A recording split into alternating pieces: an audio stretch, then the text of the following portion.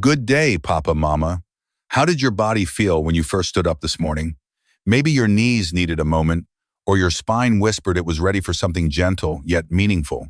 Now imagine this. In a quiet Japanese neighborhood at dawn, you might see an 2-year-old gracefully climbing a set of stairs without holding on, posture steady and gaze calm. Meanwhile, here in the US, many people around age 78 find themselves relying on walkers and mobility aids. Nearly half of Americans age 75 and older report having a disability, and about 30% have serious difficulty walking or climbing stairs. The difference isn't apart from our genes, it's rooted in how we move each day, the habits we accept, and the transitions we ignore. Today I'll share with you 5 Japanese daily movements, small, natural habits woven into life, not forced workouts, that have helped elders there keep their joints strong, their posture proud, and their balance sharp. Before we begin, do me one small favor, tap that like button and comment the letter C to commit to staying strong this week. And please don't skip any part of this video, because one quiet movement today might just be the one step that changes how you move and how you age for the rest of your life. Habit 1. Morning ritual, neurological reset. When you first wake up, Papa Mama, how do your mornings begin? Maybe with a quiet sigh before rising, a little stiffness in the knees, a slow stretch of the back, a few careful steps toward the kitchen. For many of us, after 50, mornings have quietly become the hardest part of the day. The body feels heavy, the joints uncooperative, the mind not yet awake. We've been told this is normal, that stiffness and fatigue are simply the price of aging. But what if those first minutes after waking aren't discomfort, but opportunity? In Japan, mornings move differently. As the sun rises, streets fill with gentle, synchronized motion, elders in their 70s, 80s, even 90s lifting their arms, twisting their spines, bending their knees in soft rhythm to music. It's called Radio Taizo, a national morning ritual practiced since 1928. To an outsider, it looks simple. But inside the body, something remarkable happens. Every joint wakes up. Synovial fluid warms and circulates. Blood flows to muscles and nerves. The brain reconnects movement and balance centers. It's not a workout, it's a neurological reset. Most of us in the West begin the day sitting. We wake stiff, pour coffee, check a phone, and the body stays half asleep while the mind races ahead. The Japanese do the opposite. Before the mind begins its day, the body reboots. Think of it like restarting your phone so the apps run smoothly, only this time, you're rebooting your spine, hips, and nervous system. When that happens, everything posture, breath, and energy begins to align again. Studies from Tokyo Metropolitan University show that older adults who move gently each morning report 37% less stiffness through the day. The body remembers motion. Each small twist or reach tells your nerves, we're alive, we're ready. Over time, that pattern becomes your new baseline: steadier balance, stronger reflexes, lighter steps. You don't need a park group or broadcast to feel this change. Begin right where you are in your pajamas, beside the bed. Try slow shoulder rolls, gentle torso turns, soft bends at the knees. Move with breath, not effort. Feel your body shift from foggy to fluid. Within minutes, your energy lifts, your mind clears, and stiffness fades. This is the gift of the morning ritual. It reminds your body that age isn't the enemy, stillness is. The goal isn't perfection. It's simply to tell your body, it's time to live today, not survive it. Tomorrow morning, before the coffee or the phone, take 5 minutes for this reset and feel how your body still remembers how to wake up, ready to move, ready to live. Habit 2. Floor transition, hidden strength test. Papa, Mama, let me ask you something simple, but important. If you were to sit on the floor right now, could you get back up without using your hands? For many adults after 60, the answer is no. And it's not because of weakness or age, it's because modern life has quietly erased one of the most powerful movements our bodies were built to do: rising from the ground. In Japan, this motion still lives in daily life. Elders eat at low tables, sleep on futons, and kneel during tea ceremonies. Without realizing it, they perform dozens of transitions from floor to standing each day, training one of the body's deepest strength systems, the sequence of muscles and nerves that protect independence. When you lower yourself and rise again, your brain runs a full command. Glutes, fire first, then quads, core, hip flexors, and ankle stabilizers follow. It's not a squat, it's a neurological symphony that keeps the whole body connected. In the West, our homes make this movement almost extinct. We sit on high chairs, sleep in raised beds, and use elevated toilets. Every convenience saves effort but steals resilience. The body forgets how to move from the ground. Hips tighten, knees weaken, balance fades.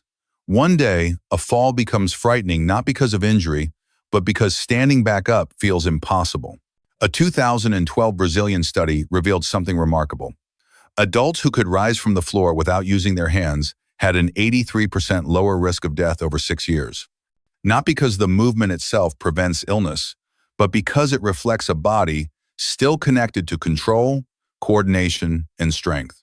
The ability to stand up is more than fitness. It's a sign of independence and dignity. You can bring this habit back gently, sit on a cushion or mat once a day, and practice shifting your weight forward, pressing through your legs, not your arms. Move slowly, breathe deeply, and feel how every muscle joins the effort. If needed, rest one hand on a chair for balance. The goal isn't perfection, it's remembrance. Each time you rise from the floor, you're teaching your body something ancient. I am still capable. It's a humble act, but a powerful one. The next time you notice a soft mat or a clean stretch of floor, take a moment, lower yourself, then rise again. That single movement, quiet, deliberate, natural, may be the truest test of strength and the simplest proof that your body still remembers how to live freely on its own terms. Habit 3, Japanese walking secret. Papa, mama, you've heard it all your life. Just walk more. Doctors say it, friends repeat it, and it sounds simple. But here's a truth. Few people know it's not how far you walk that matters. It's how you walk. In Japan, elders walk differently, slow, light, deliberate, and that simple difference has helped them keep strong joints, tall posture, and quiet confidence well into their 80s and 90s. Watch a Japanese elder stroll through a morning market. Their steps are short and soft, the foot landing gently on the middle of the sole, not the heel. The body stays upright, the core lightly engaged, eyes forward, rhythm steady. It looks effortless, yet every step is a conversation between balance, breath, and awareness. In contrast, most Western walkers take long, heavy strides, striking the heel first. It feels efficient, but each step sends shockwaves up the ankles, knees, hips, and spine, 2 to 3 times the body's weight. Thousands of impacts each day slowly wear down cartilage and weaken stabilizer muscles. Japanese walking spreads that impact evenly through the foot. It activates the small, stabilizing muscles that most cushioned shoes silence, the ones that control alignment and reaction. A Stanford University study found that this mid-foot walking style reduces joint impact by nearly 1/3 and awakens nearly 50% more stabilizer muscles. Less pain, better posture, greater independence. This method wasn't born in a gym. It evolved naturally from culture. For centuries, the Japanese wore wooden sandals, geta, that made heels striking impossible. To stay balanced, they had to walk softly, letting the entire body move as one continuous rhythm. Over time, that became instinct. Even today, many elders in Japan walk with a poise most younger people have forgotten. You can retrain your walk, starting now.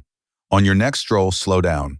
Keep your chest lifted, eyes forward, and imagine a gentle thread pulling the crown of your head toward the sky. Let your foot land softly, middle first, rolling to the toes. Glide instead of pound. Breathe with your steps. And notice how your body begins to feel lighter, calmer, and more connected. The change may seem small, but within days you'll feel less pressure in your knees, steadier hips, and a peaceful rhythm returning to your stride. Walking isn't just movement, it's communication between your body and the earth beneath you. The Japanese never stop listening to that language. And when you walk, as they do with awareness and grace, every step becomes more than exercise. It becomes a quiet promise to your body, we're still moving forward, wisely and well. Habit 4. Hip mobility by design. Papa, mama, have you ever bent down to tie your shoes and felt your hips resist, as if the joints had quietly closed their doors? It doesn't happen overnight. Years of sitting in chairs, driving in cars, and living within 90-degree angles slowly reshape the body. The hips, once the most mobile joint we have, begin to forget how to rotate, flex, and open. Over time, that loss takes more than flexibility. It steals balance, posture, and independence. In Japan, this decline is rare, not because of genetics, but because of design. Daily life naturally preserves hip mobility through simple rituals. Elders eat at low tables, kneel on tatami mats, and sleep on futons placed directly on the floor. Each of these actions requires dozens of deep hip movements every day, bending, kneeling, rising, turning. Without setting foot in a gym, they maintain the joint freedom that keeps them stable and strong well into their 80s and 90s. Every gesture is a quiet stretch disguised as daily living. In the West, we build for comfort, high beds, soft couches, elevated toilets, each one removing effort from the day. But in removing effort, we remove range. Hips tighten, lower backs compensate, and knees take the strain. Doctors call this adaptive shortening when your body reshapes itself around the positions you stay in most. It's not age that locks the hips. It's repetition without variation. A study from the Japanese Orthopedic Association found that elders with full hip mobility had an 89% lower chance of needing a walker after age 80. That's not magic, it's movement. Mobile hips allow you to shift balance easily, recover from stumbles, and walk with natural stability. When hips lock, the spine stiffens, knees overwork, and confidence fades. But when hips move freely, the entire body works together again. You can start restoring hip freedom right at home. Lower your seat height, sit on a cushion close to the floor, or practice kneeling for a minute each day. Try gentle hip circles while standing, or lie on your back and pull one knee toward your chest, breathing into the stretch. Move slowly, never forcing. The goal isn't to push, it's to invite movement back. In Japan, homes are built to make movement unavoidable. In the West, we've built to avoid it, yet your body still remembers the ancient blueprint how to bend, rise, and twist with grace. The hips are your foundation, your balance gate, the quiet engine behind every step. So treat them kindly. Give them a reason to move again. Every time you sit lower, stretch wider, or rise from the floor, you're not just restoring flexibility, you're reclaiming freedom. Habit 5. Environmental Balance Challenge. Papa, Mama balance is something most people don't think about until it's gone. One small stumble, one uneven step, and suddenly every movement feels uncertain. In America, balance training often begins after a fall, as part of recovery. But in Japan, balance isn't something to fix, it's something to live with every day. Their homes, streets, and routines quietly challenge the body to stay alert and grounded. Without realizing it, they've built an environment that trains the brain as much as the muscles. Step into a traditional Japanese home, and you'll find the Genkan a small raised entryway. To enter, you must step up, balance on one foot, remove your shoes, twist slightly, and step forward. It seems simple, but neurologically, it's genius. That single motion activates dozens of coordination circuits, hips, ankles, vision, and balance centers working together. Repeat that act several times a day for decades, and you're unknowingly training your body's fall prevention reflexes. Outside, the same natural balance training continues. Japanese sidewalks are rarely flat. Temple paths curve and rise. Garden stones shift underfoot. Even walking barefoot across a wooden floor demands subtle adjustments that keep the nervous system sharp. These gentle daily challenges keep the stability system active long before decline ever begins. Meanwhile, Western life has become too smooth. Flat floors, handrails, bright lighting, all built to feel safe, but quietly removing the micro challenges our balance depends on. Balance isn't a skill that disappears with age. It's a reflex that fades from disuse. When the body stops adapting to small variations, the brain forgets how to respond. That's why so many older adults wobble unexpectedly after years of sitting, not because they're old, but because their environment became too easy. A Kyoto University study found that elders who regularly navigated varied terrain had 43% better recovery after stumbles than those living on flat, predictable surfaces. Not from special training from daily exposure. The brain, when gently challenged, keeps learning, adapting, and protecting you. You can bring this wisdom home without changing a thing. Stand on one foot while brushing your teeth. Close your eyes for a few seconds while washing dishes. Walk across grass, sand, or gravel whenever you can. Each moment of controlled imbalance teaches your body to find stability again. It's not exercise, it's reconnection.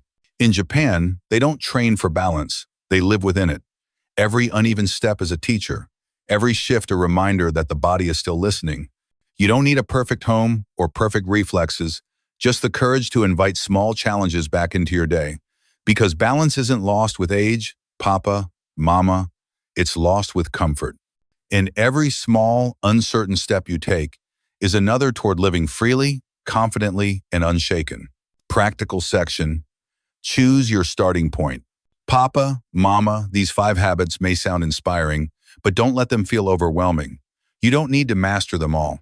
Just start with the one your body needs most. If your mornings feel stiff, begin with the morning ritual. If getting off the floor is difficult, practice the floor transition. If walking hurts your knees, focus on the Japanese walking style. For tight hips, try gentle hip mobility. And if you sometimes lose balance, add small daily challenges.